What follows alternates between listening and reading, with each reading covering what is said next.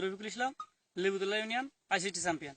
আমি জামাল ভাই আমাকে এসে বলে কি যে ভাই রফিক ভাই আমার এরকম মিষ্টি কুমড়া এরকম জালি নষ্ট হয়েছে, তা আমি কি করতে পারি। আমি বলছি এটা আপনি কোত্থেকে শুনলেন। বলছে যে আমাদের গ্রুপে যে আইসিটি লিডার আছে আমি তাদের কাছ থেকে শুনছি।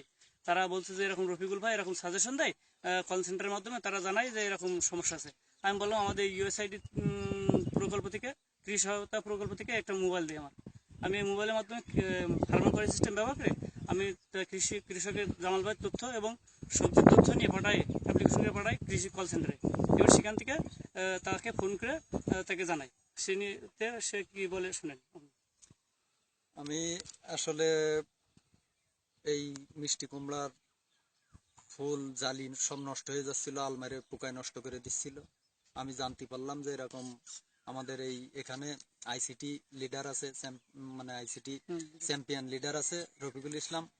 তার কাছে আমি যাই শোনার পরে বলে সে কৃষি তথ্য কেন্দ্রে একটা মেসেজ পাঠায় তে আমাকে ফোন দেয়। সেখান থেকে ফোন দেওয়ার পরে বলে যে ওই খেতে আছে টিউবফেরা আছে, দম দিয়ে তে কিছু হুইল পাউডারের পানি দিয়ে তে রাখার কথা। সেটা রাখার পরে তারপরেও দেখি যে আমি একটু সমস্যা দেখা দিচ্ছে।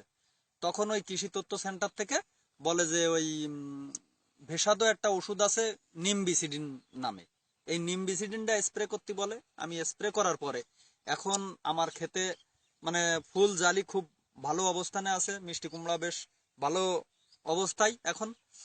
এই কৃষি তথ্য পরামর্শ নিয়ে আমি উপকৃত, এবং এই কৃষি তথ্য পরামর্শ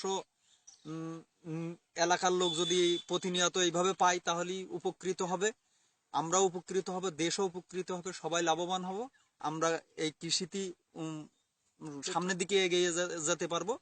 এবং আমি এই কৃষি তথ্য পরামর্শ কেন্দ্রকে আন্তরিক ধন্যবাদ জানাচ্ছি, এবং আইসিটি চ্যাম্পিয়নদেরকেও ধন্যবাদ জানাই। আমি এখানে কথা সমাপ্ত করতেছি।